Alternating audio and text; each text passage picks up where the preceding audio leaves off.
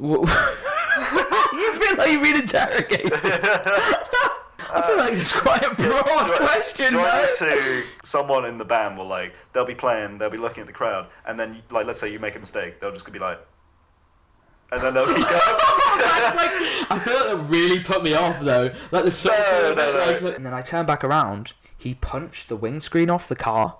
This guy, the fucking wind mirror. Sorry. Oh right. The wind mirror off the car. He comes out and he's obviously trying to get to him, but he just had his door locked. So he tried to punch the window a couple times. What the fuck? He didn't do it. So this that was guy quite. Sounds unhinged.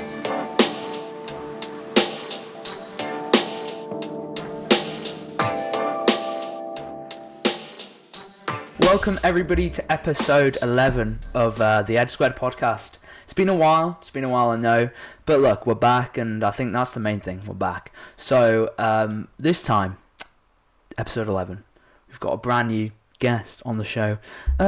He's a roommate, introduce yourself. That's the... we've got my roommate Declan. Thank studio you. audience. There's a studio audience there as well, so I forgot to tell you. Yeah, so what do you do, man? What do you do? Who are you? Tell these people who you are. Who am I? As he drinks his apple juice. Yeah, my apple juice. It helps me think.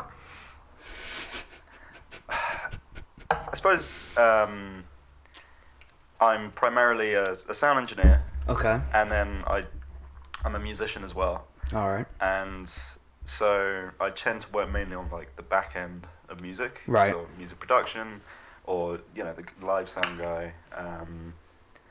And I don't particularly like being in the spotlight, so right. I try to avoid it at all costs. Okay. But I make it happen for the people who do like the spotlight. So you are an artist as well, though, right? So it's kind of like it's a weird thing where you do like being behind the scenes, but you kind of I mean, I think there's a certain expectation as like a sound engineer to have a musical background, and also it comes with the territory. If you're a sound engineer, you're typically interested in music. True. And you're typically a musician as well. Yeah. So like you haven't met anyone who's gone, look, I do sound, but you do, guitar, go away. Like they don't. Well, it's rare. Yeah. Yeah. The acousticians. Yeah. They come from physics, so. What the hell? I had no idea. What's the connection between those two? Well, so acoustics is the study of how sound propagates in space, and when you break it down that intensely, it essentially comes down to just sound bouncing. I see. Physics, so speed of sound, that kind of stuff. Cool. So you do sound, and you're at uni, right? Well, we're at uni. That's why I'm asking you that. Yeah. Yeah. So you're doing both. I don't know. We've been living in a house for like 6 months now with me. Right, yeah. So this is kind of the context of where we're at, really, and this is we've turned on the cameras and now we're talking. So yeah, he's finally convinced me to come on. Yeah, yeah, it's interesting. We've lived in Manchester. Well, I have anyway, and I'm sure it's similar for you. I've lived in Manchester for 2.5 years now. Yep. So just really setting a scene. Mm-hmm. Sound guy. We got a sound guy, and I'm kind of a TV guy. Have you been on stage then? Like on stage, stuff like that. Yeah. So as I said, I don't particularly like the stage, so whenever I'm on it, I try not to be at the front. But I was recently on stage in Wigan with my bands. There's near Manchester. There's near Manchester, yeah. It's just north. Do you like it? How was it? It was good, man. It was a good gig. We went on, it was Jay Page and the Cowards. I'm one of the Cowards. Oh, okay. And I'm playing... You're fine with being called a coward? Yeah. Yeah? Yeah. Like, oh, sure, call me a coward. Well, it's accurate. Oh, okay. Mm-hmm. That's why I like being at the back. So I'm playing bass, and as a bass player, you're very integral to the band's sound, but you're not really a front man. Okay. You're well at the back. You are with the drummer. Let the guitarists and the singers take the. So you still spotlight. feel like you're kind of still in the background where you are on stage. Yeah. But you feel is there a big difference then between the nerves of a singer or a lead part in a band and then what you do, kind of? I think there does have to be a certain type of person who becomes a lead singer in in any band really. You need to be very willing to be very exposed, and you need that sort of extroverted nature. But that being said, I've met singers who are very introverted, and it's just a persona that they. Yeah. As soon as they're on stage, like, woof, comes Well, out that's of them. exactly what I'm doing right now. Like, really, Yeah. personas and shit. No, I think it's weird, though, because I don't think it's something you subconsciously think, but to be that confident, you have to kind of put yourself in a different character. I think it's easier, like, It in a is lot easier, of it. yeah. And actually, like, I do it to an extent with the bass playing. I mean, it's not really me, but Right. we dress up, we do makeup, I do up my hair, and I'm wearing clothes that I'd probably never ever wear in any other context, and so it does like put you in a completely different headspace. Yeah. And there's a certain energy. It Makes you feel good, right? it makes you feel good. Yeah. I think that thing of being in a band as well. Do you think how is it? You've been in bands like nearly your whole life, like for a long period of your life? Yeah. Because I've never been in a band like, I don't know. Well, so Never. I started being classically trained on an instrument called the euphonium, which is a brass instrument. It's like a smaller tuba, Okay. and I played in my hometown. We had a brass band, and so I played first in like the junior training band, and then once I got a bit better, I then got into the main band, which is like 30, 40 something players. And that was my first band. But I mean, that's like, it's not classical music because they did do a lot of like, sort of more fun, like pop. Yeah. And like. Like if at their birthday party, they're not just going to play like serious music, you know? Well, They're exactly, gonna, yeah. I suppose funerals, like what kind of do you have to play only sad? Like I wonder if anybody. I've never been hired to play a funeral. Not Fuck. yet, anyway. Like imagine doing that. Like I feel like have you. This reminds me of there's a recent clip. It's related. There were it was a wedding, and it was this woman in a wheelchair and this guy who's standing up and they're having their dance, their last like loving dance. And the Ed Sheeran song goes, "When your legs don't work like you used to before." I've seen that. Yeah. I don't know. I just feel like I never knew. But that's for a wedding, right? Yeah. And also, that's probably a DJ. That's not Yeah. another band. But there are wedding bands. I just don't think there would be funeral bands in the same way. Is there not? Like, there's not like, oh, okay. That's what. Well, I think there people would be in the celebrate- market. There's a market for that. Yeah, I mean, organists, surely they get use in churches. They Yeah. all play like dun dun da da da Yeah, da da, yeah. like classic funeral music. But apart from that, I can't imagine. Maybe in the after parties. Right. But Okay, fair enough. So what kind of band? So you are a bassist. What else? What other instruments do you play? I play quite a lot of instruments. I spent a lot of time when I was in college and in school, just trying to get my hands on as many instruments as I could and just learn them. I never got particularly good at any of them, but like it gives you a bit of more scope. But my main instrument is saxophone. Yeah. And then bass is like probably my second best. And I then sort of do a bit of guitar, a little bit of drums, a bit of keys. Fucking what do you mean? You just listed like 8 on, like, I don't know, a lot of. Bit of the didgeridoo. Oh, just do a bit of that. Like, that's quite fucking good, man. Yeah, I mean, it's the main like ones that you see in typical Western rock and pop music. Right. It's good for production. So we've talked a little bit about that, and we'll be talking about that more, like, kind of throughout the episode. Like, I just want to know where you're from and like where you've. Well, yeah. So I'm from down south originally. Okay. I moved up to Manchester for university. I come from a sleepy little county right on the south coast called Dorset. Right. And I live in a sleepy county town of that county called Dorchester. Dorset. In Dorset. In Dorset, yeah. And it's rural, you could say. It's nice. I love Dorset, don't get me wrong. But it's quite boring to grow up in after a while. There's not much to do, not much to see. But the coastline in Dorset is where it really comes alive. Okay. It comes, it's the Jurassic Coast. Right. And it has these stunning chalk cliffs. And it's just really nice. Really cool beaches. Lovely seaside. Fair enough. So your childhood was kind of a lot of like days out, like just in the wild, really. Well, yeah. Kind of. We'd do a lot of walks. My parents are very active, and I think that's rubbed off on me. You'll just be like sometimes, let's go for a walk, man.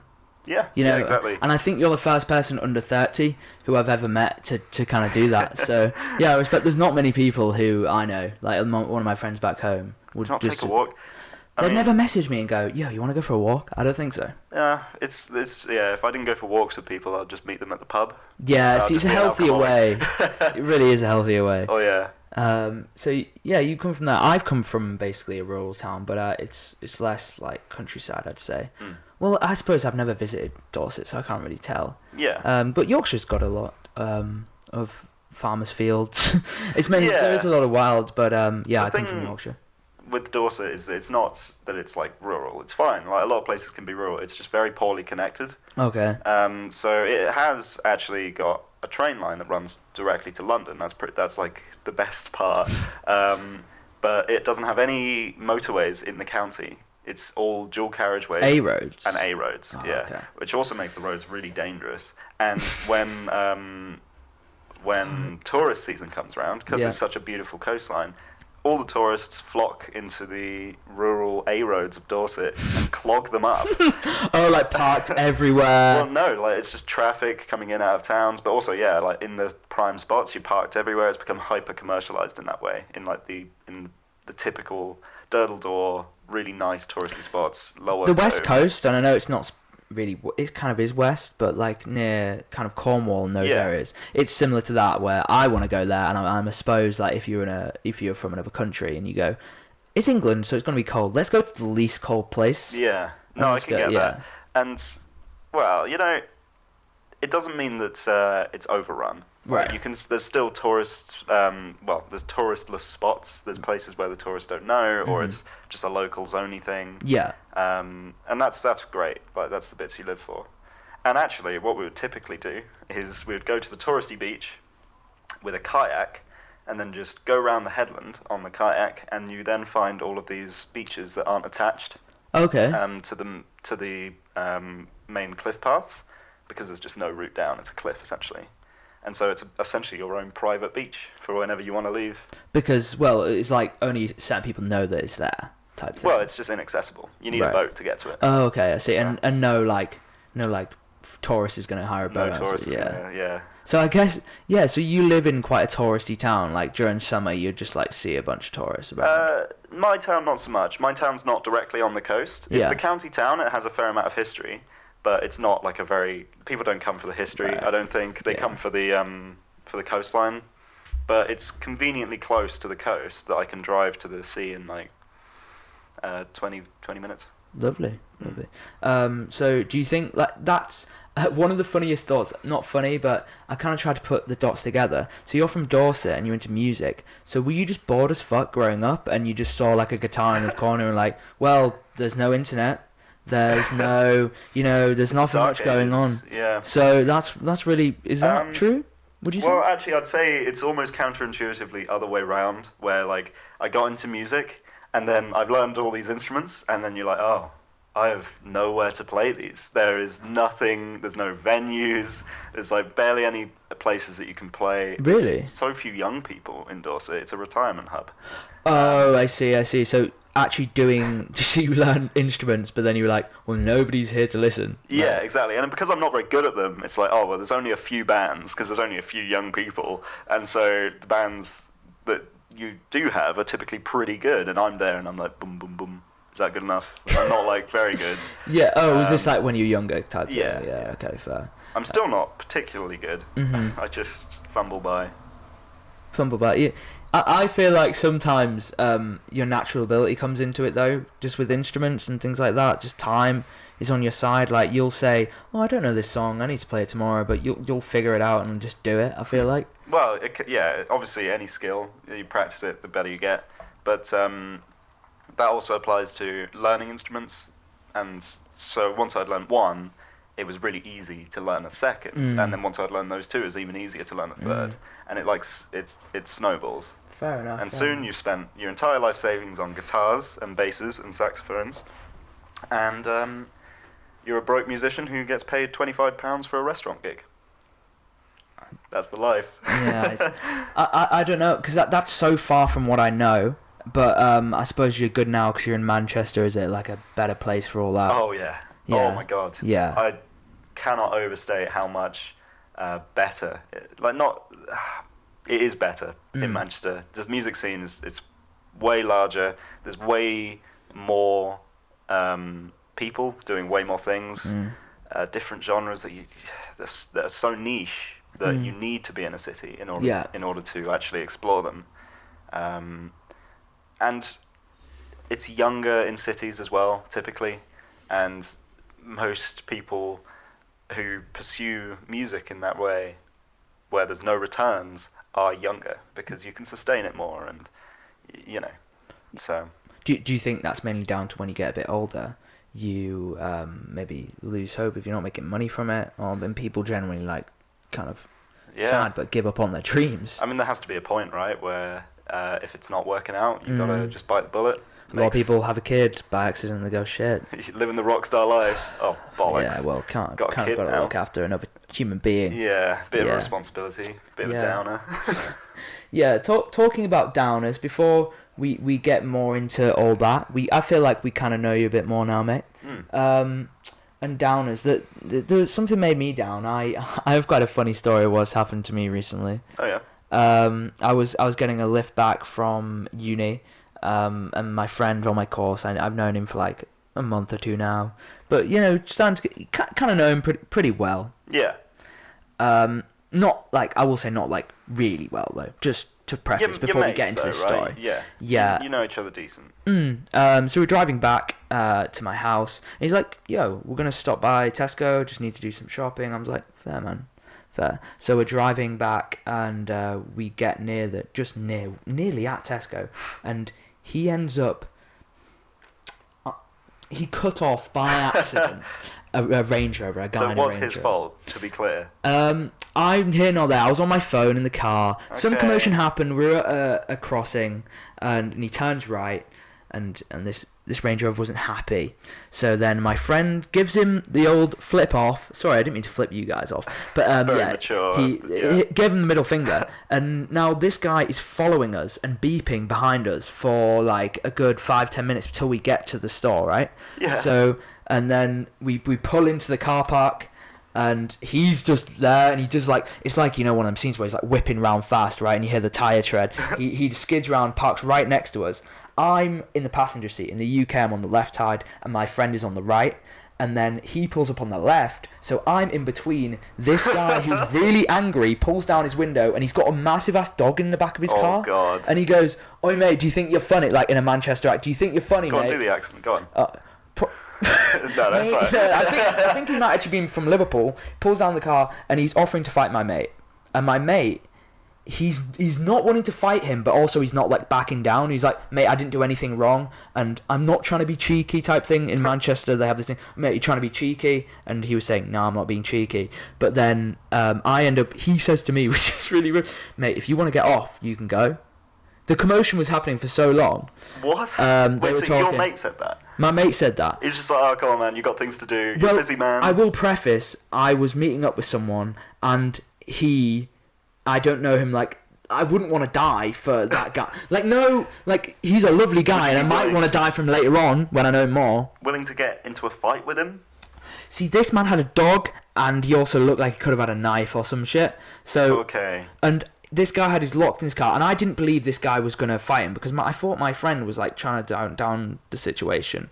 I go out, and I feel like a cunt now. Sorry for using that word. And I go out, and then I turn back around. He punched the windscreen off the car. The fucking wind mirror, sorry. Oh, right, The wind mirror off the car. He comes out, and he's obviously trying to get to him, but he just had his door locked, so he tried to punch the window a couple times. What the fuck? He didn't do it, so this that was guy quite... sounds unhinged. Mate, this is where we are right now, bro. This is where we are. What the fuck? So, and then, so he didn't get harmed. His wing mirror he glued it back on eventually, so he's fine. Oh, that's great. But yeah, it was just the awkward moment of him going, "Yeah, mate, you can get off if you want." He was so casual, my friend. He seemed like he's been in these situations a lot more than I have, because like, what the fuck's going on? But then he was just like, "Yeah, like just like you're having chit chat. Yeah, mate, you can get off if you want." But it was so casual. Yeah. But like this guy, and he's about to just get into a fight. Yeah. Yeah. So that's what happened to me recently, man. So does that happen to you often? Do you No! typically get in fights down the Tesco? I don't know why. I think I try and get rid of that. I try and avoid a lot of that. I'm quite a passive guy, I think. Yeah, a fight really should be the last resort, not the first option, right? Yeah, all because he put a middle finger up at him. He shouldn't have put a middle finger up at him, but at the same time, that guy was mad. Yeah, a bit of an overreaction. Have you ever got into any kerfuffles before, man? Driving? Not so much, really. I think it's because when I was driving a petrol Honda Jazz with a 1-litre engine. It's like this proper old person car. Okay. It's my mum's car. It's a Right. great car, don't get me wrong, and I really appreciate her letting me use it. But, I mean, it doesn't have any pep. You put the foot down, and it's like, I think we're accelerating. Right, so you're really having to put your all to even make it go like above 30 miles an hour. Well, yeah, it's fine. It was a good commuter. It's really comfortable. Okay. But, like... Well, the seats were good. Seats were good. I feel like in a car, that's like the last thing I'm considering. How warm are the seats? What's it made of? It had heated seats, man. Well, no way. It did, yeah. So this is a 1-litre car, and how old was it? I can't remember off the top Heated of my head. seats. Jesus, you were living good. Yeah, it was really nice. Okay. Definitely a way nicer car than I would have ever been able to afford myself. Mm-hmm. But I think because I was in such a non-threatening car, I never got into any... Oh, yeah. Okay. Any, like... yeah. I might, yeah. I'm looking into buying my first car, like, at the end of this year. I might just buy, like, what's, like, the car which screams... I'm a pussy, leave Not me a alone. threat. Yeah, that's quite a smart... It's not, like, great for your own, like, kind of look. The thing, you don't want to look like too much of a passive player, right? Because then people will just cut you off. Right, you don't want that. I feel like Fiat 500s, they get a lot hard done by. I mean, Katie, my girlfriend Katie has a Fiat 500. She gets, like, I don't know, just treated like a second-class citizen, man. I mean, on the road. It is a bright yellow. It is a Fiat bright yellow. 500. I think it's just basic sexism, maybe. I don't know. I don't know what it is. Maybe. I'm not a particular fan of the Fiat 500 either, to be No, fair. I mean, I didn't buy the car, but, you know, it's the car I'm in a lot, so... Yeah, fair. God, this apple juice is nice, man. I've already Finish your apple mine. juice, dude. Yeah, I might top up. Okay. I think we should in a bit as well. Drinking, you know, we're drinking not alcohol right now. No, that would be irresponsible. We're in third year of uni, man. Also, we said you were a student before. I'm also Yeah. a student, guys. How's that going, man? How you feeling? Third year? Oh, man. It's going alright, yeah. College, by the way. Like, if anybody's out there who doesn't know what university is, you know, they probably should. Sorry. Well, yeah, third year is always going to be a bit of a shit show. Yeah. But I feel like I'm in a position now where I can maybe sustain the shit show for as long as needed. How long could you... I think this, when I have, like, a stressful week or, like, a stressful month, like, if that just kept happening, how long before I just stop working as a human being? Is there limitation? Surely there's a limitation to... On stress? Like, the willpower over physical, like, biological, like, needs that your body have, right? Do you get what I'm trying to say when you just work yourself so hard? Yeah, so how long could you sustain that work? Yeah. I mean, at the moment, I think I could sustain it for the rest of the year. That's fine. Okay. Which is as long as I need to sustain it, so I'm not thinking anything beyond that. And I'm not planning on staying in university. I'm not going to be doing a master's at this point in my life. Certainly not going to be looking at doing a doctorate or anything like that. Well, if you were in World War II and you were a Russian soldier, you'd be expected to stay up for 4 days. Do you think you're doing that? To stay up for 4 days? Soldiers would awake. have to sometimes be alert for 4 days, man. Yeah. You think you could, but, you know... I mean, it's not like you're in a really cushy hotel room. You're saying Russian soldiers during World War II? Yeah, I'm saying you're a Russian... I'm saying... I mean, you'd probably be in, what, Stalingrad? I'm basically asking about your willpower. How strong willpower do you think you have as a person? I don't know, really, how to quantify that. It would be hard, because I guess hard. there's nothing to measure it. And I think coming from yourself as well, you could be like, yeah, I have such good willpower. Like, that's not really saying You have much. nothing to compare it Because to. you can say whatever you want, right? Your actions speak louder than your words. I do think when I'm watching stuff like 127 Hours, I look at the situation they're in, which, if you don't know, is he fell down a crevasse in a glacier. and I think a boulder then trapped his arm, I think it was his left arm, under that boulder, and he had to cut off his own arm and then walk to the end of the glacier to get rescued. And and I look at situations like that, and I'm like, I know for a fact that boulder would have sat on my arm, and I'm like, well, we had a good run. No, I think most people would do that. Yeah, I mean, it's an unbelievable feat of like just willpower to do that. Willpower and grit. And did he survive, this guy? He did survive. Wow. Yeah. See, I wish we had a Jamie to pull that up or some shit. Because I love that. I've been trying to look for some fun stories and kind of interesting stories for this that's pod. not a particularly fun story. No, it's interesting grim. Though, because that's sad as fuck. Don't get me wrong. Obviously, that's awful. I just think I found it really fascinating to see like how the human brain reacts to like instincts, because we don't have to use our instincts as much as we used to, right? Yeah, that's true. So that's the thing that's why I'm looking forward to having a psychologist on. I'm going to just ask them a bunch. It's actually going to be quite selfish to the pod, because I think it'll just be me. It's just going to be you. You just It's kind of come on, but then it's just me. Like no cameras are on. They start going off on a tangent. You're like, sorry, I'm not really interested in that. Can we move on? They start promoting their own book or something. I'm like, no, sorry. So anyway, yeah, subscribe.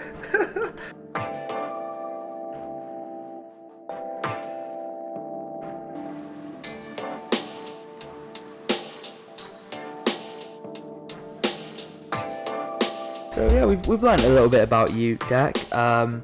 You little music guy, not a little music guy. Little music guy. Kind of like you just play a few accurate. instruments. How many was it again? How many instruments do you play? I try not to get bogged down in specifics, because if you start like on your CV, like on my CV, I say plays multiple instruments including, and then I name the main ones. Right. But if I was to go through them like one by one, you'd have hilariously like specific ones where I can like, I can play didgeridoo a little bit. I'm not very good at it. Oh, okay. But I can make the note and I can make it like resonate. And the same with like, I've got a little cigar box guitar at home, which is this traditional American instrument, which is made from an old cigar box. So it's a square body which has holes drilled in it, and then it's got 3 strings which are tuned in a power chord, which is root 5th octave, and it typically has it's essentially just like a weird primitive banjo. Oh, okay. And I can play a bit of that, and you can play it with a slide, and it was actually what got me into guitar originally. So you think with a general knowledge of like a few instruments, it's easier to take on another instrument? 100%, yeah. Right, yeah. I mean, I think my classical training really gave me a solid groundwork. As much as I think classical training is quite a lot of it is a bit of a waste of time. Okay, why is that? Well, it's more grade oriented, and it's like tick boxes. Oh, okay. Which is fine, and it makes it really easy to measure progress, which is good. Because if you're teaching, but it's an art, right? It's like exactly, yeah, and it does teach you a very thin slice of your overall of like human musical language. It teaches you sort of, well, if you're looking at classical theory, you're looking at music theory which represents sort of 18th century German composers. That's like the main bulk of it, which is not actually that applicable to stuff like pop, rock, and jazz today. Just as it's not very applicable to traditional music elsewhere in the world, like Africa or South America or Japan. It's got a limited like audience. It's a very limited scope, right? Yeah. This particular, but. This is the weird thing. You touched on that grading thing, and it's my logical part of my brain with a lot of the creative stuff I do. Is there's not a lot of logical answers for a lot of these questions we have, right? So you want about the grading, and how someone listens to you and ticks the boxes. Well, if you want to know if someone's good for your band, or you want to see how good someone is at music, listen to them playing the music. Exactly, yeah. There's no like words or like you can explain how good someone is at music, but well, they've managed to distill it down. Essentially, what they do is you've got multiple phases. I didn't get very high in gradings, so for the higher gradings, it might have a whole other level that I'm not aware of. But essentially is music theory. Okay. So that includes writing music and reading music, and importantly, sight reading music, which is where some new music gets placed in front of you, you look it over, and then you play it. Right. And then it also has learned pieces, so you will prepare at home with your teacher pieces that they provide, and then you play them, typically with piano accompaniment, at least for the instruments that I play. And there you go. That's it. You're marked on your precision, your feel, your timing, and any mistakes that you might make. And so they managed to put it into quite a rigid format for determining how good you are at your instrument. Okay, and that's very respected. I'm sure that helps people progress in the music career. I think the thing I'd ask is, so with a lot of the stuff I'm graded, you have that and it's graded, right? But it's just my point again that stands. I don't think that it's music and logic and the academia side mixes well sometimes. Sometimes in my degree, a lot of things juxtapose each. It's hypocritical in itself. The stuff that you're taught isn't actually very applicable to the art that you make. Yeah, and that's why I see it as counterproductive sometimes, maybe. I don't know, but how is your relationship with that? Are you happy? Are you as a person like happy learning that, or do you kind of like to go off by yourself? Because the example I'd give in a film set is if someone gave me a camera and said shoot this and do this in a certain way to get a certain outcome, I'd rather them say to me, I want you to do this, and then leave me to figure out how to do it myself. Sure. And maybe it's that brain work of you have a script there, you have to read music. I don't think my brain works good like that. I think. Well, I'm very grateful for that classical grounding, but I did break free of that. I when I was about 14, I completely cold turkeyed the brass band and the euphonium. I was like, I'm not doing music anymore. This sucks. Like typical 14-year-old thing. Right. And then a couple of years later, I was like, oh, well, actually, no, it's pretty good. I'll take it back. And so I was like, I don't want to do classical. So I picked up, like, the antithesis of classical in my mind at that time, which was jazz. And what do you think of when you think jazz? You think saxophone. I was like, right, I want to do the saxophone. And luckily, my brother, when he was younger, had tried to learn the saxophone, and so he had a really cheap, crappy one. But it was enough, right? So you can start learning, and so I searched for a teacher very specifically, and I was really lucky with the teacher that I got, because I didn't want to do any gradings. I didn't want to do any particular reading, anything like that. And so I told my teacher this, and she was like, that's great. I don't want to do gradings either. So I told her what I wanted to learn, which was like improvisation and essentially all the holes that classical training hadn't given me. And then she was like, that's great, but I think you also need to work on your reading as well, and this, and like other stuff that maybe I wasn't particularly looking into, but that's fine, because that's what a teacher's there. They're there to guide you.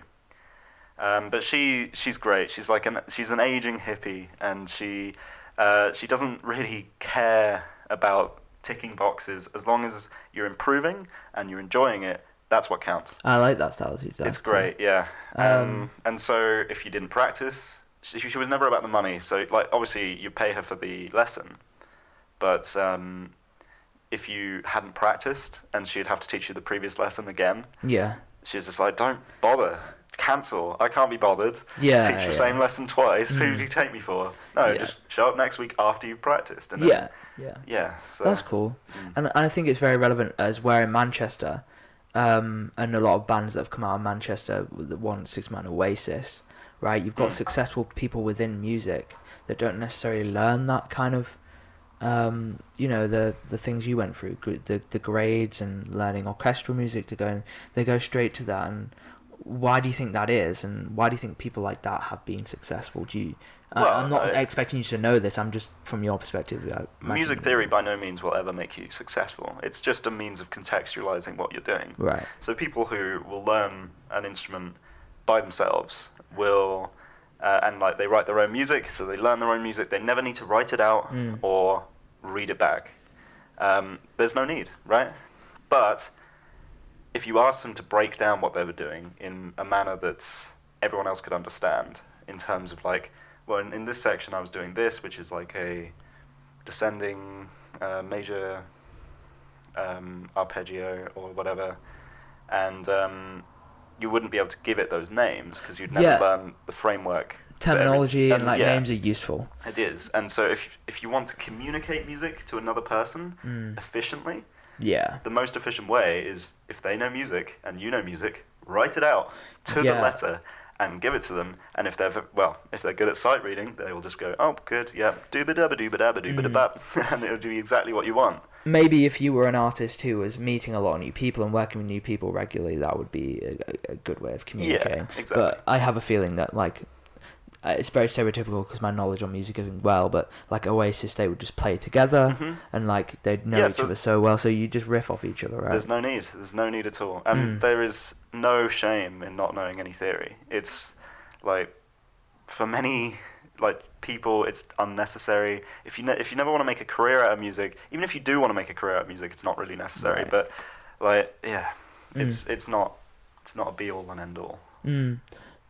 So I think this is really interesting chat, like talking about music and kind of how it works and kind of how, I think it's maybe how your mind works and maybe relation to learning over doing like something, right? I would maybe want to ask more of like the kind of light-hearted stuff now about maybe kind of, we think music and we think lifestyle and we think of that classical like rock star. I think you haven't had that, but I would say you're the closest person I know to having an insight into that industry, and that's kind of the reason I wanted to have you on. I wanted you to talk about that. Talk about my rock star lifestyle. Your rock star lifestyle. Yeah, wow.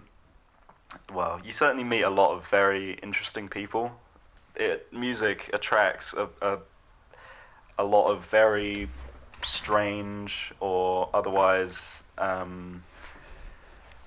quirky, unique individuals who go about their work in very odd ways. And actually, I really like that.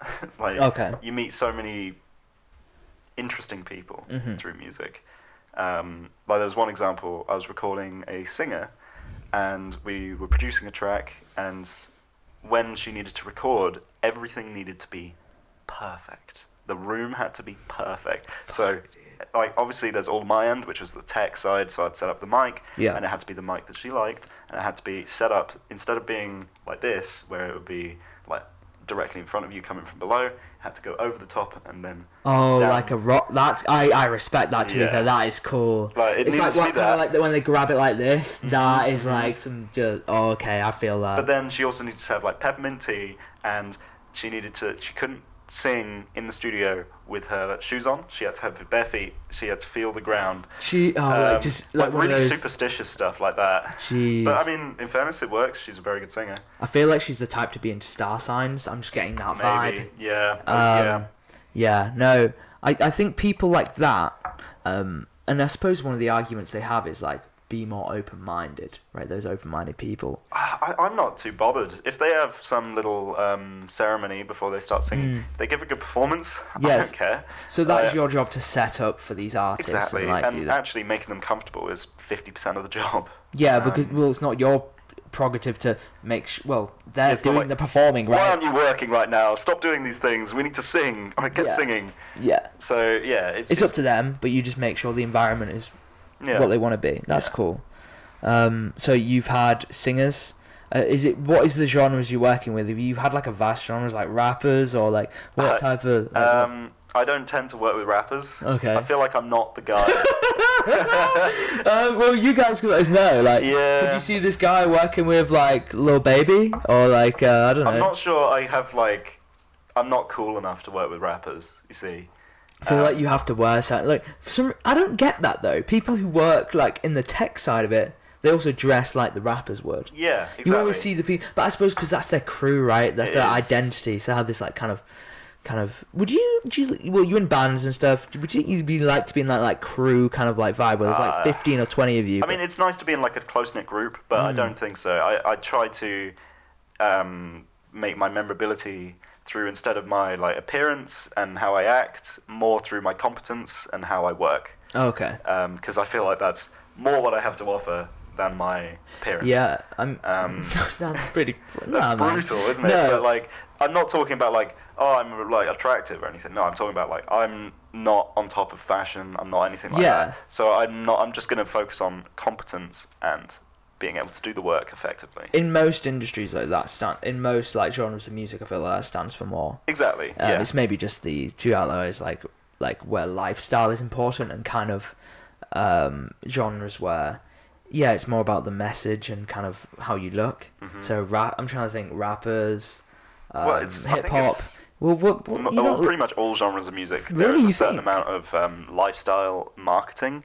Marketing, yes, but day to day, I don't think you'd have to be like, I don't know. People find it aspirational, don't they?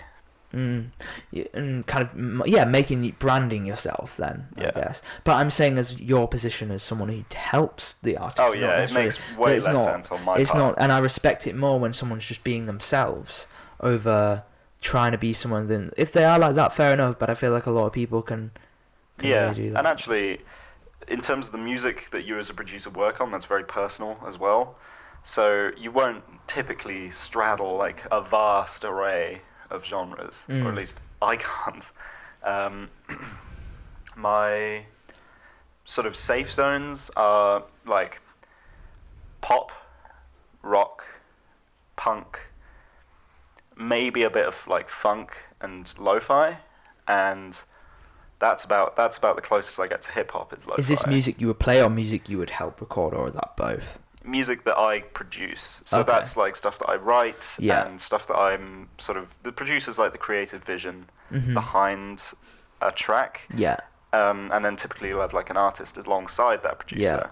And you're sort of working together to hone that artist's sound into the vision that the producer has. And there's a lot of give and take there. Mm-hmm.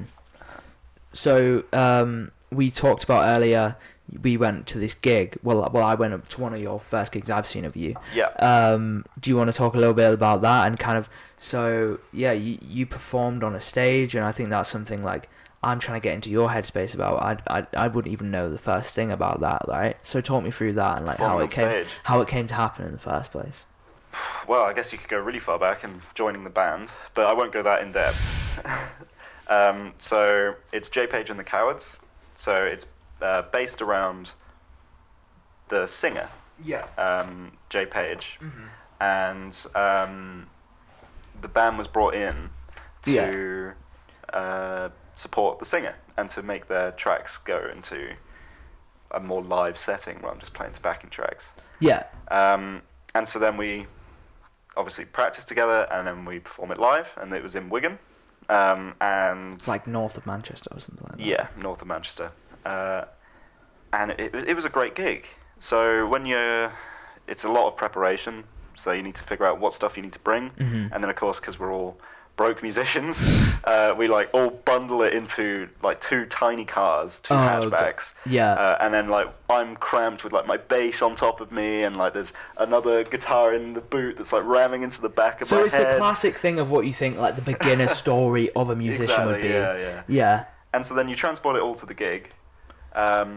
Is that Katie? Yeah. So it's just, sorry, someone in the background just came. So yeah, you in the van and you're in there, and now It's not a van, it's a hatchback. what is that? What is that, like an open back? No, hatchback, What is a hatchback? It's a car. Okay. It's a very small car. Oh, okay, my Like knowledge of cars is awful. Sorry. No, don't worry. Well, yeah, so we transport it all to the gig, and luckily we're first on, so we're a supporting act for the main band. Yeah. And when we're first on, it means we get a sound check, it means we have way more time to put stuff onto the stage, so actually we're chilling. On first, yeah, that is a night. Yeah, there's not as much Isn't pressure, right? But, I mean, the downside is the crowd isn't warmed up. Yeah. And people aren't very drunk. That's what you're hoping, is that? Is that that's what what you're every hoping. artist is hoping? Do you think? Well, I mean, there is a certain amount of, as the main artist, if you have supporting artists, Yeah.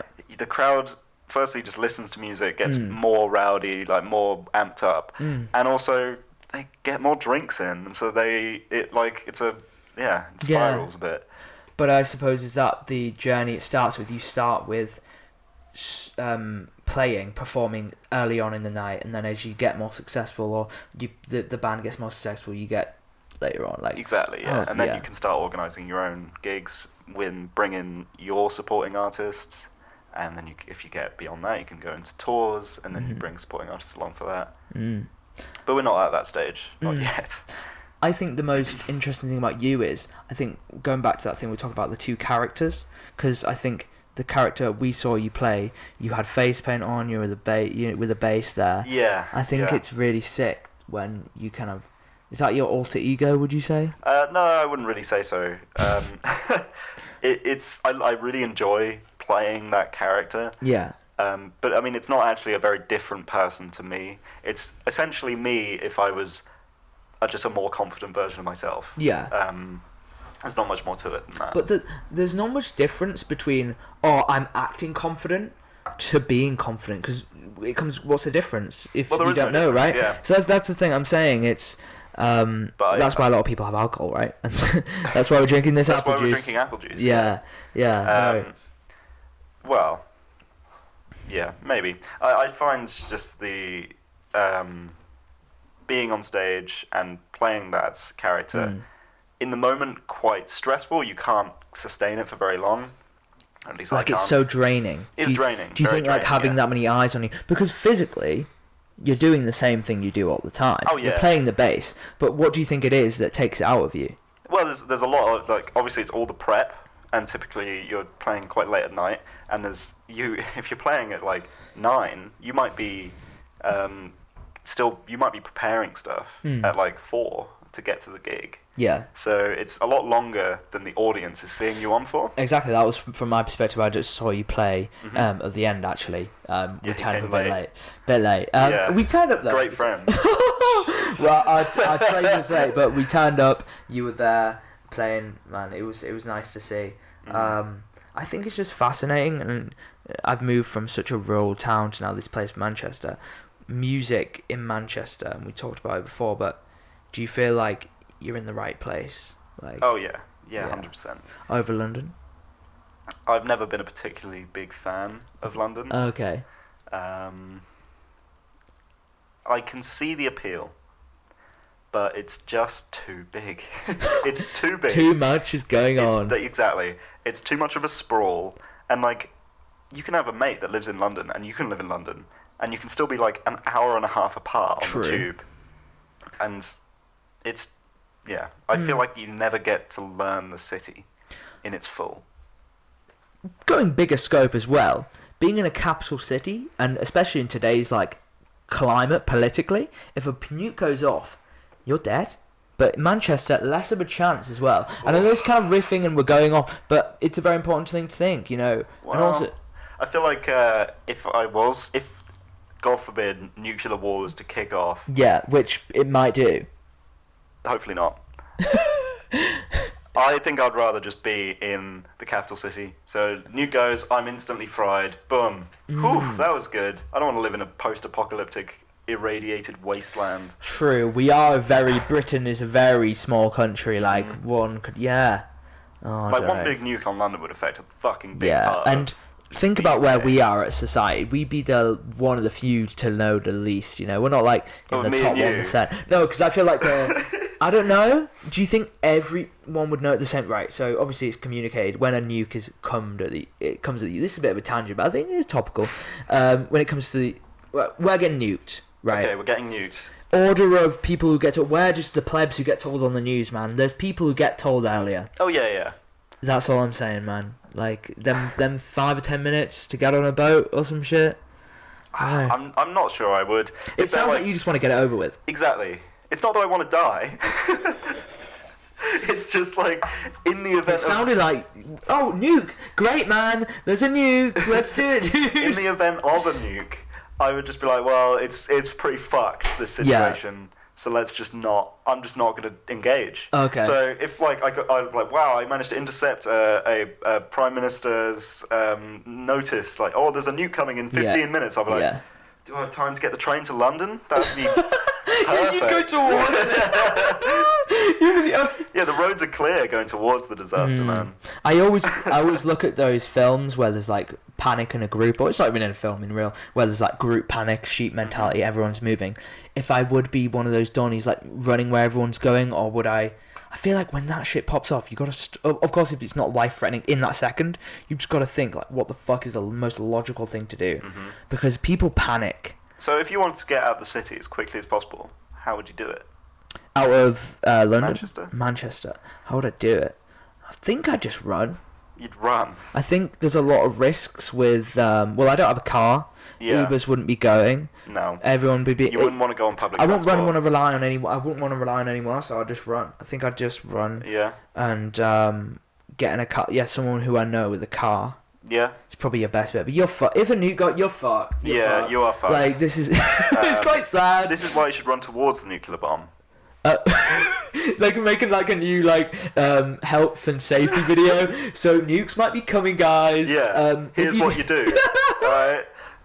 Well, like in a bunker. That's like the. Let's say Manchester's about to get hit by a nuclear bomb. I feel like how much notice do I get premium notice? Oh, you get premium notice. Yeah, me personally. I think you probably. I don't know. I'm guessing like. It's got to be less than half an hour before a nuke hits, right? Or they come in fast. We haven't done any research. They come in faster than half an hour. I'm thinking you at least have 15 minutes, right, as the president or the prime minister of that country, and that is like, Jesus, I'm going down with all my people, but I know and they don't, you know? Yeah. God. I mean, if I knew, if everyone knew, I think I would just go to the centre of town. Like, there is nothing that would stop me.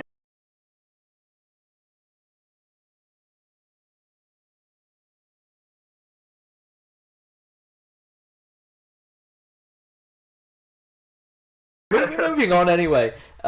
Music, we're performing. Where do you want to see yourself like coming up? Like, what's the dream? What's the goal, man? What's the goal? In terms of performing, I'd say just bigger and better gigs, you know, building that following and maybe doing a tour. That'd be fucking cool. I'd love to do an international tour. That would be the best. I mean, it would be so tiring and soul destroying at the same time, but like, God, it would be so much fun. What would you think would be soul destroying about it? I mean, have you ever seen people who are going on tour? They are either traveling or they're playing or they're sleeping, and it's like traveling and sleeping. Like, they are constantly on the move, and there's so much that goes into a tour that you don't see as a person buying the ticket. True. It's all of the organization. You have the entire sound team. You have the entire like rigging and stage and. See, the thing is, I thought like each individual place would have their own dedicated sound team. That's interesting. I didn't know that. Well, they often will, yeah. But if you're going on a big international tour, typically you'll want to work with your equipment and you'll want to work with your guys that you can trust, right? So they've done this show 50 times. Like, they know the ins and outs of it just as much as you as the musician do. Yeah. So keep your guys on tour, and True. Tours can get massive. You like, television has runners and stuff like that, and an entire production team on that back end, right? Yeah. It's the same with gigs. Yeah, and tours. There's as a regular viewer, there's a lot more things that go into it than people know, right? 100%. And I think that only comes from being in the industry and things like that. So, yeah, I suppose how long could you tour for? Like, you're saying that's one of your goals.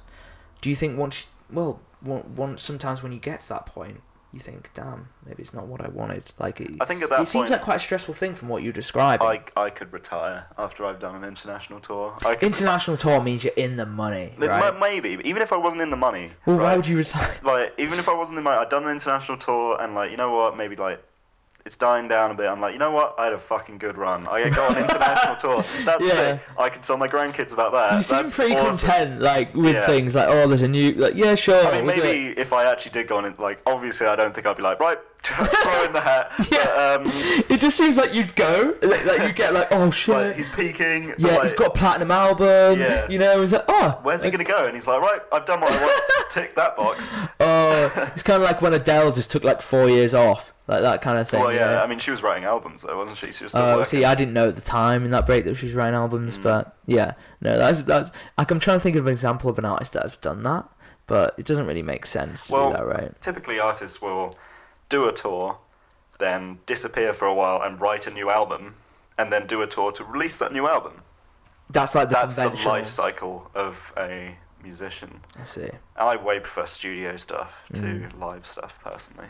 Have you seen? Do you know someone called Youngblood? Yeah. Yeah, he recently did an interview with Louis Theroux. That guy has he has so much energy on live. I saw him live at Leeds, and he's kind of like a punk kind of. I love him. He's really good.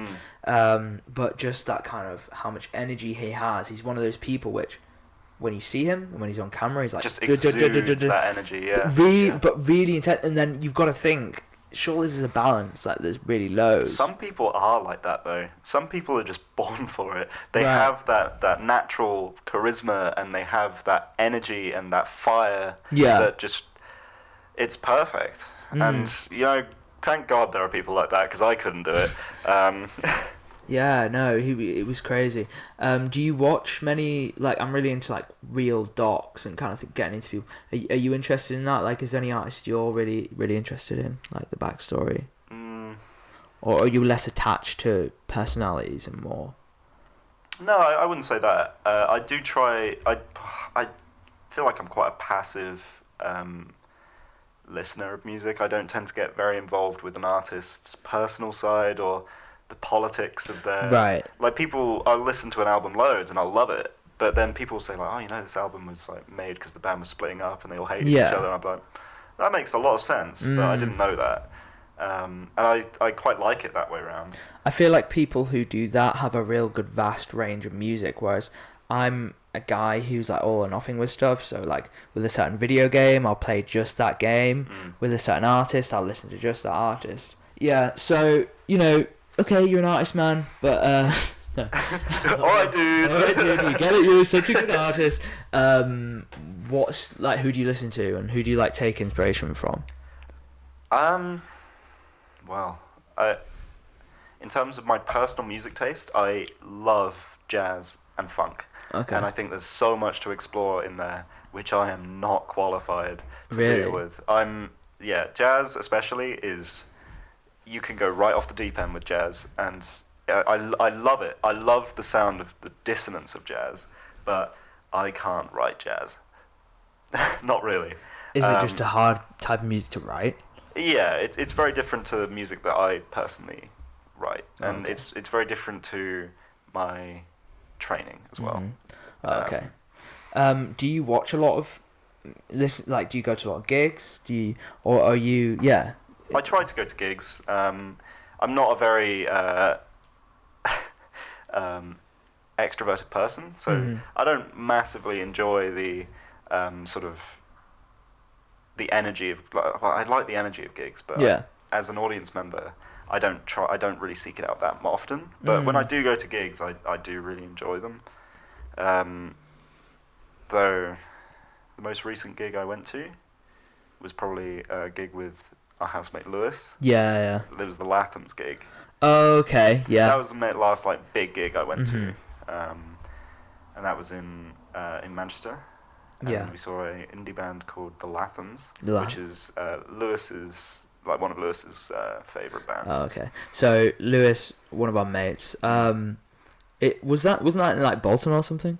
Like Bolton? It was in Bolton, right? Oh, no, so the band is from Wigan. Right.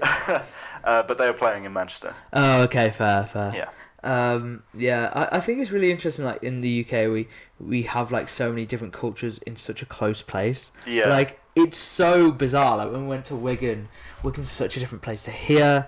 And it's like 30 minutes on the... Not even that. Like, it's really close. I think that's why I think right now I'd struggle to move away from the UK is that thing of like you just meet so many different people, like just the accent, because I love accents, man. Yeah, same. And being in the UK is so good for that because you know, you'll travel 10 miles down the road or even less than that, and someone will talk in a completely different way, and usually they're human, Usually they're human. No, their humor's different. Sorry. Oh, okay. Or like, just like I just find it really interesting.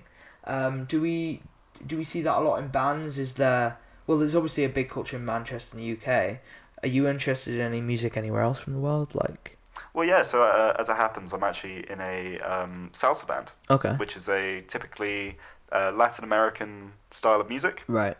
Which I am wholly unfamiliar with. Right. I play saxophone, tenor sax specifically, with them, and the band was introduced to me by the bass player, and I met him at a party, and we got talking, and he mentioned he was in a salsa band, and I mentioned that I played saxophone, and he was like, "We're actually looking for some horn players." I was like, "No, gosh, I appreciate the offer." Yeah, yeah. You know, we can tell when someone's like, "Oh, so what are you doing tomorrow?" Like, "Oh shit, they're asking me to do something." Yeah, he's asking me to join the band, and I was like, "I'm not really into salsa.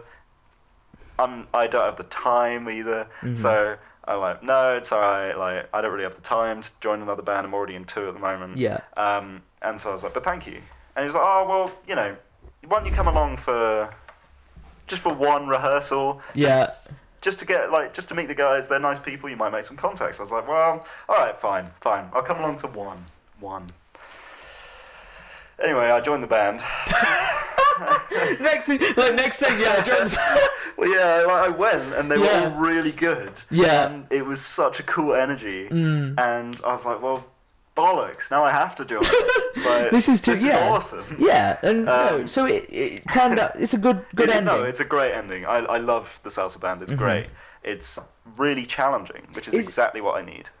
Is it something you didn't, before going into it, know you were going to like? Oh, 100%. So you didn't necessarily like listening, or you didn't listen to much of salsa, so you thought doing it wouldn't be... Exactly. I didn't really have any familiarity with the genre. I couldn't name you a single salsa artist. I couldn't name any of the... I couldn't do any of it. And it's very different to typical like European or American like Western pop and rock in terms of how you feel it. So I might get a bit bogged down in technicalities here, but essentially it's felt in 2 bars of 4/4, but you feel each bar in 2/4. So you feel 2 so pulses. If I was someone who never like explain that to me, because I have no clue what that means.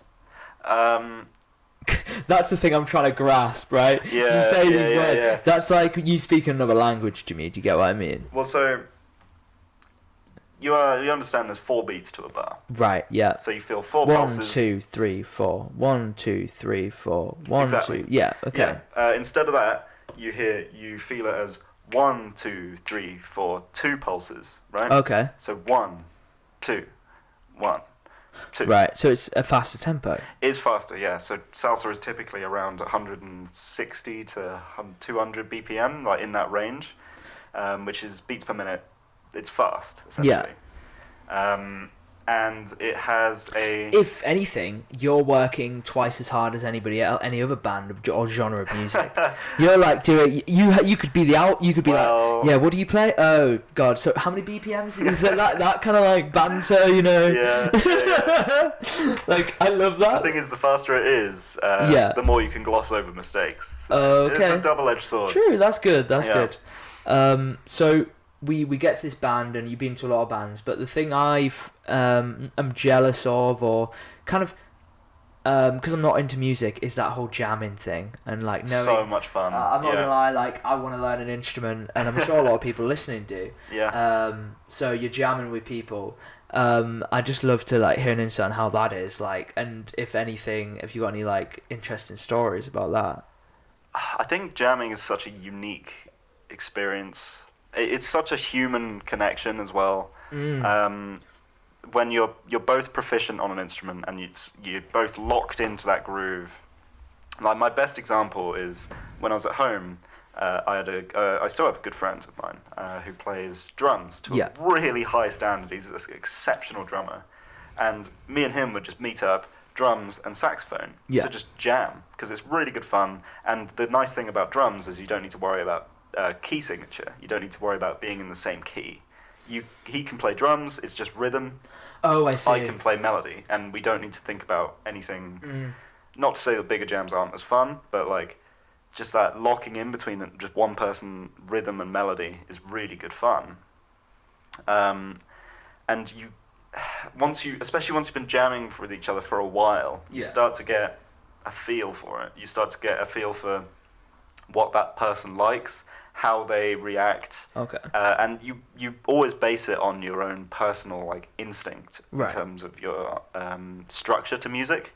So it'll be, and that'll slowly gel with whoever you're jamming with over time. So you'll do like a moment of really fast, like powerful, quick runs, and then you'll contrast it. It's all about contrast with something that's slower and more melodic, easier to, maybe easier to play, but more feel. That sounds like such a nice, and it's kind of a thing. It's kind of a thing where you can only really be in it to feel how good it is to be in that. You're communicating through music, and I find that so cool, man. And you can have these moments of just complete unison, and it feels ecstatic. Where you're jamming for a while, and then you just feel it, and it just comes out as like this perfect musical moment that you both feel in unison. Like you both feel like one example is like you're playing like fast stuff, and you're like da da da da da da, and then you just both feel like ba ba, like that, just isolated stabs, and it just comes like all at once, without speaking, with no speaking, and you making like eye contact, and then like after you've done it, you're both like, fuck, that's awesome. That was so like, you kind of hype each other up in that regard.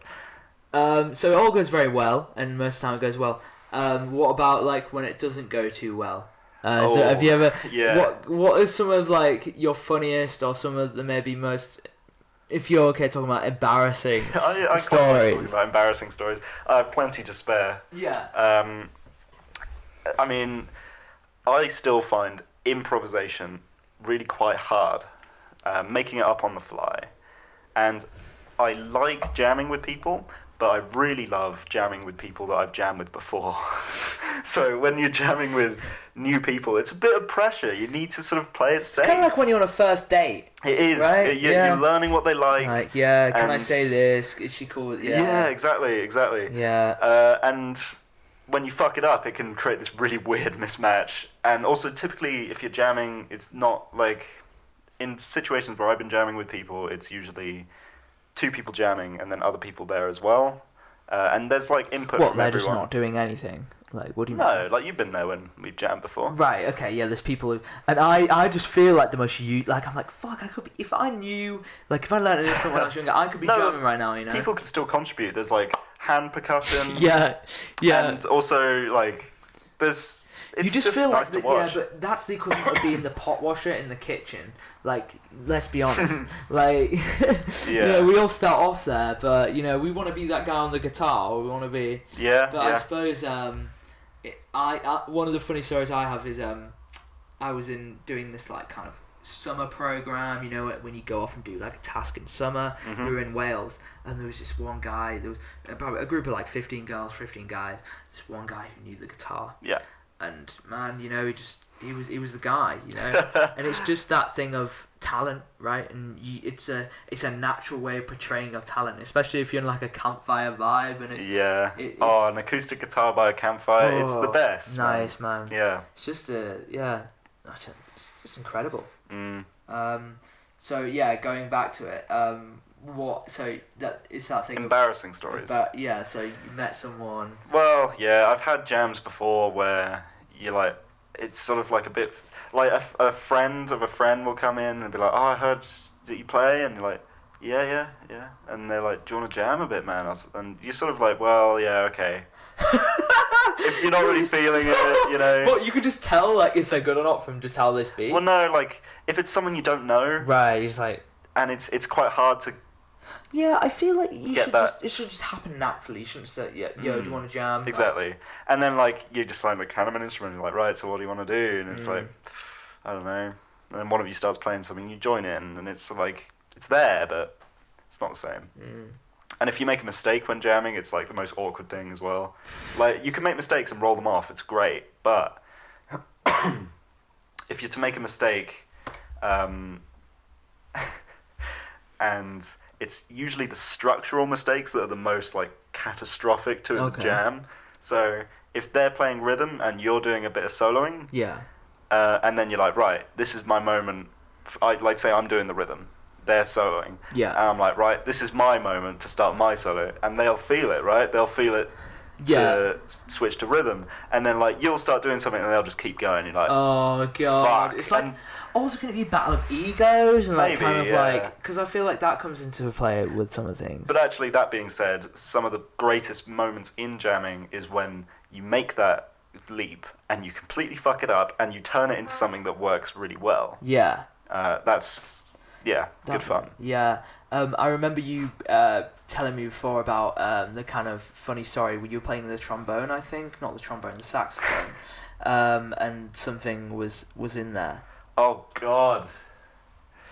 This. I love it. Set the scene and tell us a story, my friend. This was with my salsa band, and I'd been with them for a good while at this point, and I had worked on a track called Tuyo. Which is Spanish. If there is any Spanish viewers out there, they can tell me what that means, because I'm terrible at Spanish. You and I.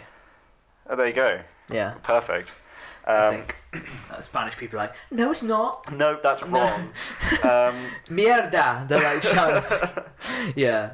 And it's quite a hard track for the horns. And so I'm doing the saxophone part, and it's a lot of very rapid, syncopated runs, very quick. And I've been working on them all week. I had been like taking the recorded track, slowing it down so I can go through note by note, transcribe it out, so you've written it out, and then perform it back, slowly speed it up and get it up to proficiency. And I'd gotten to rehearsal at this point, and I'm at rehearsal, I'm like, I'm so confident, this is going to go brilliantly.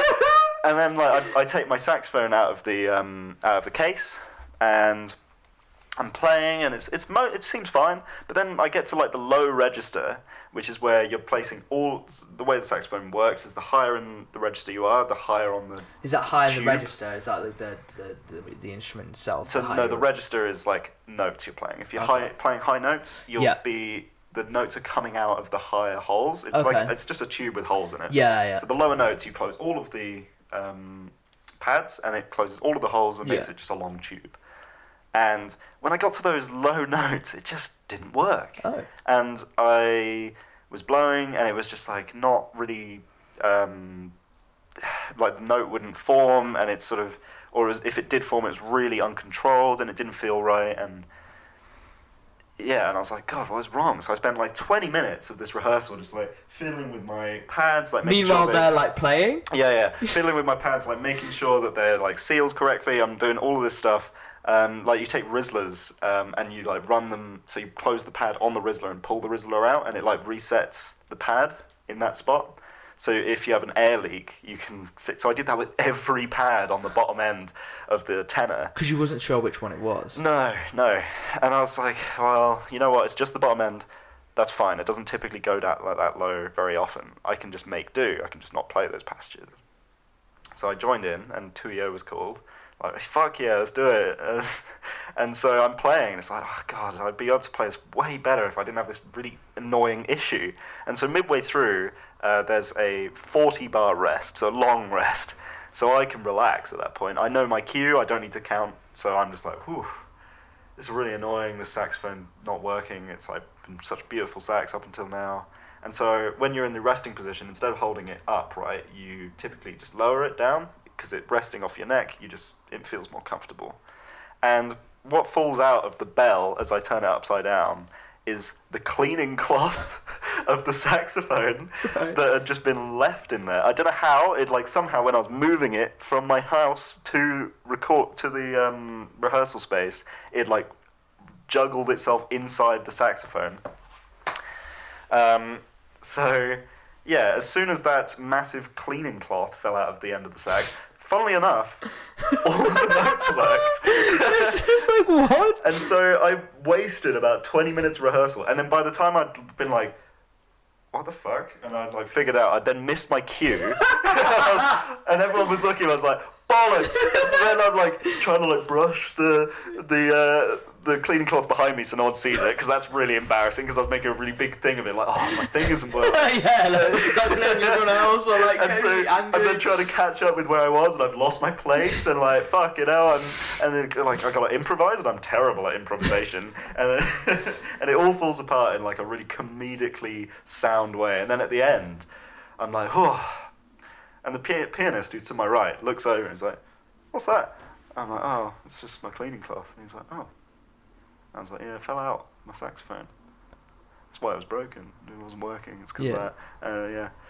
No, or they're like calling you cloth boy, and like kind of. Yeah, they're all like ripping into it. You idiot. No, I suppose as you go back to the introverted thing, there's nobody in the group who's kind of like, you know, that kind of. There's not really laddie lads there. Like I feel like it's nice, right? But to be able to practice an instrument and be in your room by yourself, you've got to be quite an introverted person in the first place. Yeah, it's such a funny story. I feel like it does lend itself to introverts. Yeah, no, in that sure. regard. So would you say that's like one of the most like not embarrassing but like funniest things? Well, yeah, it's just comedic, because especially if you take into account all of the like horrible sounds that a saxophone makes when it's blocked. I mean, it's you may have heard saxophones squeaking. Like a squeak, it's a woodwind instrument, so it has a reed, and it means that if you need to be in control of this reed with what's called your embouchure, which is like your mouth and lip position and tongue position over the mouthpiece, and if you get it wrong, or if the reed's like maybe going a bit, or if it's too thin, you can get squeaks and harmonics, which sound terrible, like a goose, but super high pitched. Okay, so it's you messed up basically. Yeah, and so there was quite a lot of that when I was playing, and so it's like, yeah, it's a bit embarrassing, but it's in a rehearsal, no one cares. True. And yeah, I suppose it's just that thing of like when there's a group of people, you don't want to let other people down. You're all rehearsing, but yeah, that's yeah. Have you ever tried to play music like drunk before? Yeah. How does that go down? I am terrible at playing music when drunk, or on any substances at all, any inebriation. I just can't do it. Like Calpol, paracetamol, exactly. Yeah, if I'm on paracetamol, that's me done for at least a week, dude. Yeah, sorry guys, can't come to band practice, you know. I got a headache, you know.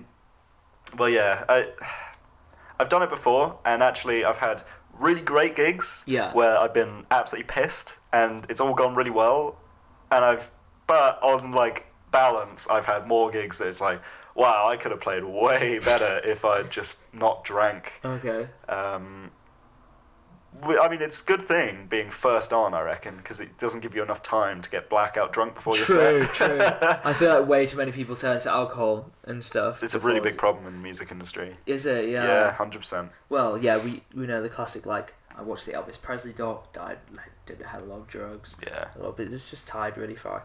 Yeah, it's just down to stress, people, and money, right? You know. I think it's in these environments that musicians find them in.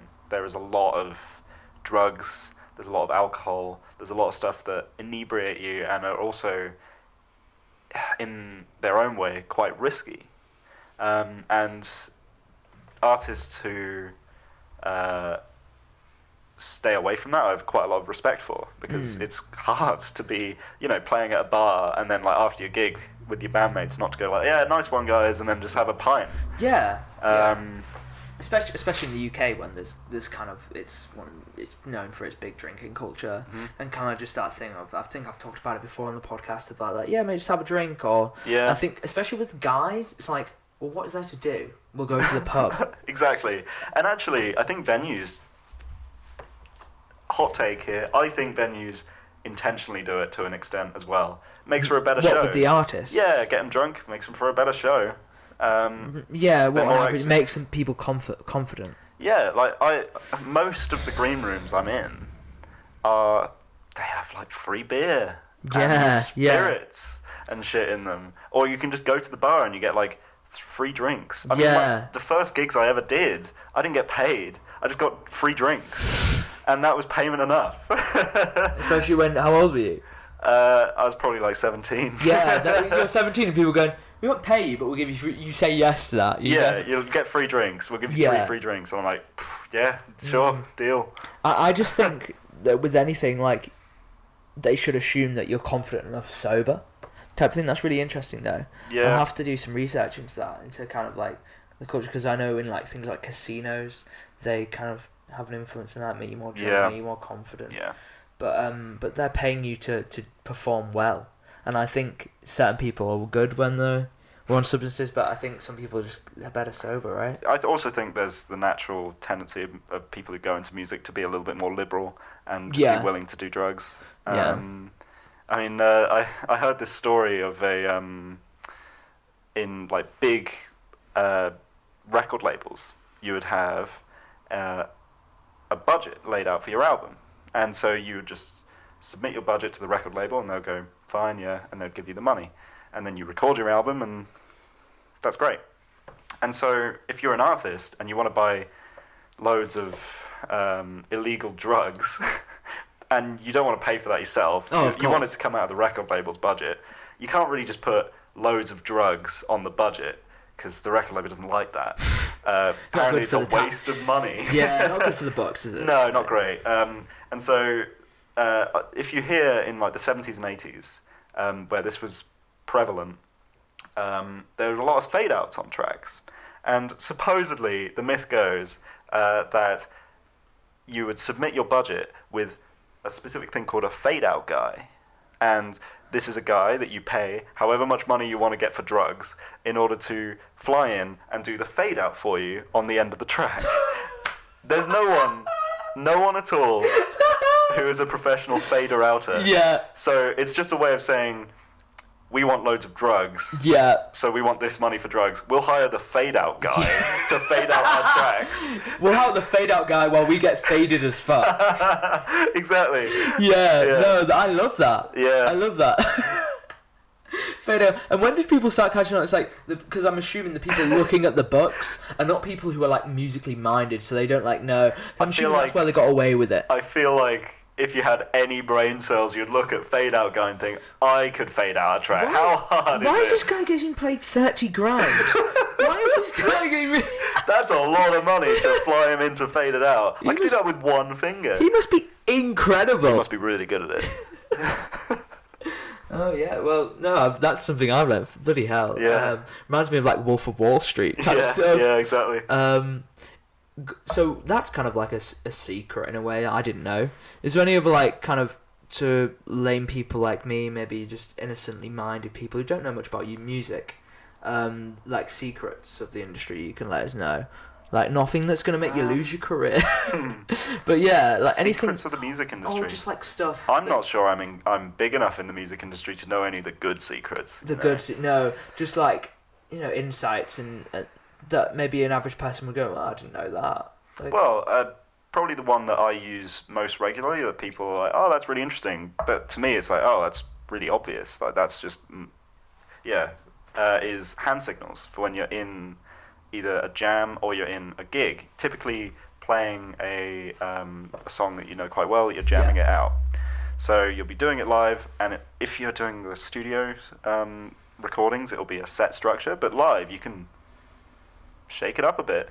And so there are hand signals that you use in order to convey certain parts, certain information to like go like, right, as a lead singer, I want the band to go here in the song so we can do this bit. Okay.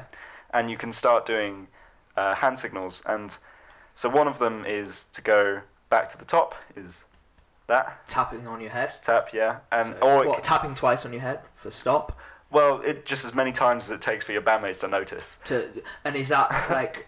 But if it's a rehearsed song, why would you need these signals? Like, if the audience is getting really into it and you're like, right, let's go back to the... It doesn't necessarily mean the start of the song. It can mean the head, which is like the most important part. Like maybe the chorus, yeah. So like you could be like, right, you're jamming it out, and then you do a sustained jam where you're all taking solos, and then you're Yeah. like, right, I want it to go back on track now, and so you're doing that, and you look at them, you make eye contact, and then you go in, the whole band goes into the chorus, and That's then it. it finishes it off. So it's kind of, to the audio listeners, it's kind of like, you know, when you rub your belly and pat your head. It's kind of like kind of like the thing that. is, that's quite an obvious one. Is there any like others? Yeah, so I've seen this one, so Okay, little finger wag. little finger wag in the air, and that's good because it kind of looks like a dance move, you know? Like, Yeah, it's like so.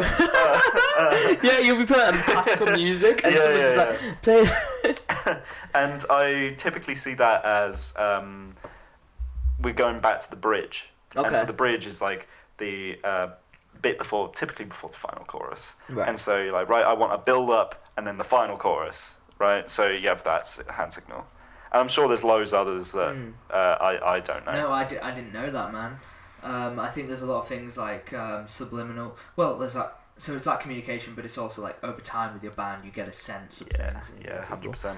Which is sometimes why it's hard to like talk about it, because it's just like you just know. You do, just yeah, it don't is just know. a feeling more than a communicated thing. We had. I was at uni. I'm not going to say which specific lecture it was or where it was. Not naming names. But it was a good example of it. It was an editor explaining how he edited a documentary, and he's a very talented editor, and it was a very good documentary. It was about like poverty in a certain area, and it was such a good film. And I questioned it, like, how did he piece these images together to make the story so coherent?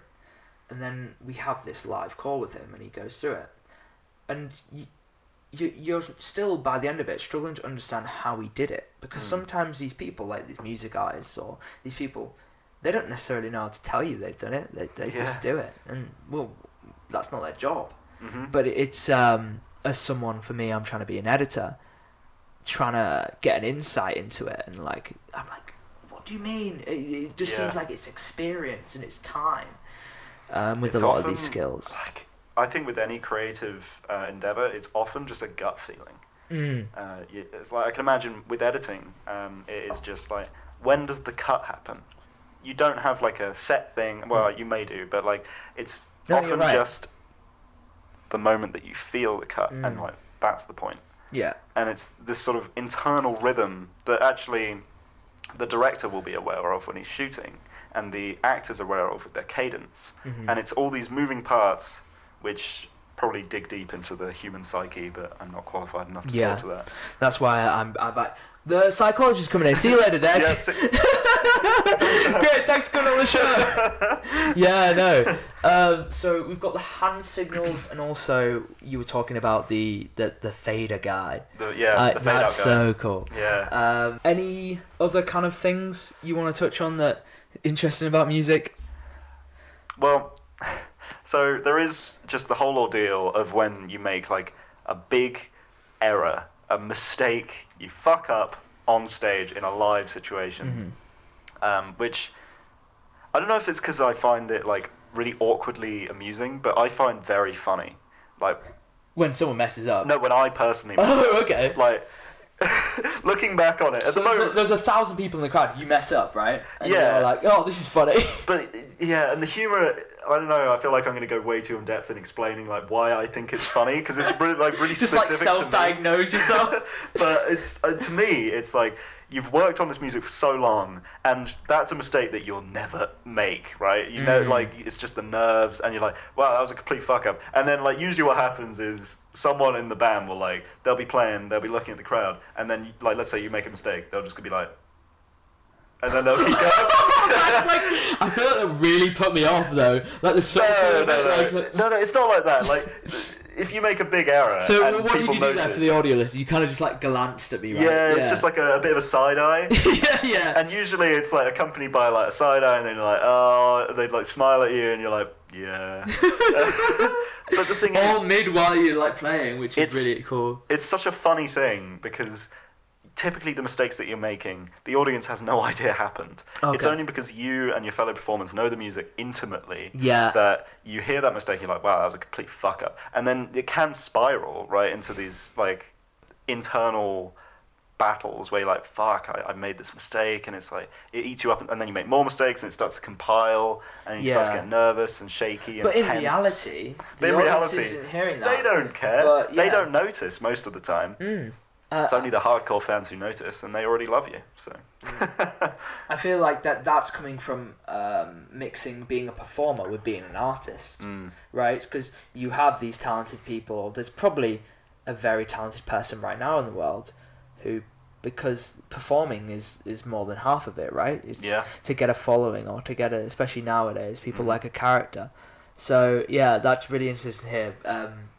Just like, I messed up, but nobody actually cares. Exactly. It's like with a lot of things in life, like, oh, my hair doesn't look good. No, when you're going outside, nobody actually is looking at your hair. People put a lot of weight on live music, and there is a lot of pressure that comes with performing live music that I think is just completely unnecessary.